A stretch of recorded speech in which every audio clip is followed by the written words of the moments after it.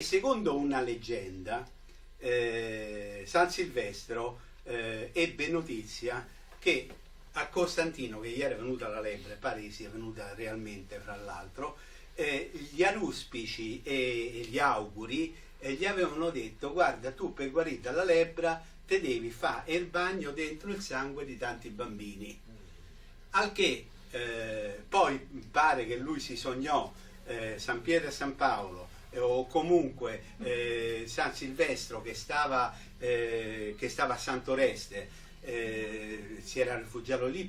credo per persecuzioni o cose di questo genere, comunque stava lì, lo venne a sapere e secondo questa leggenda lui si cavalcò una mula bianca oppure un cavallo bianco, qui le versioni sono tante, e si precipitò a Roma per fare in modo che Costantino non facesse questa strage di innocenti,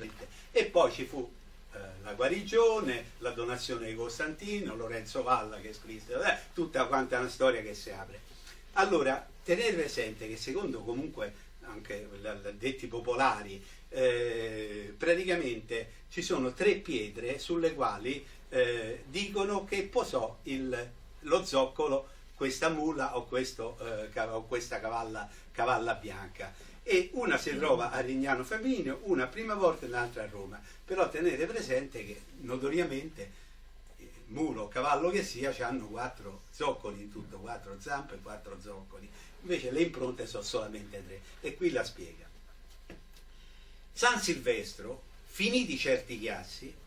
volendo venire a Roma a cose leste, disse a una bella mula con le ceste: curre per Dio, che al vento non te passi. Alla mula gli presero le creste, e con niente di più che dei 3 passi, lasciando le pedate su 3 sassi, se ne venne sin qui da Santoreste. Cristo, senza speroni e senza briglia, ma solo con la frusta della fede, per ogni passo volò 16 miglia. Insomma, cazzo, la faccenda niede, che o sta mula era il diavolo o la figlia. Fece il viaggio in 3 sarti e sprecò un piede.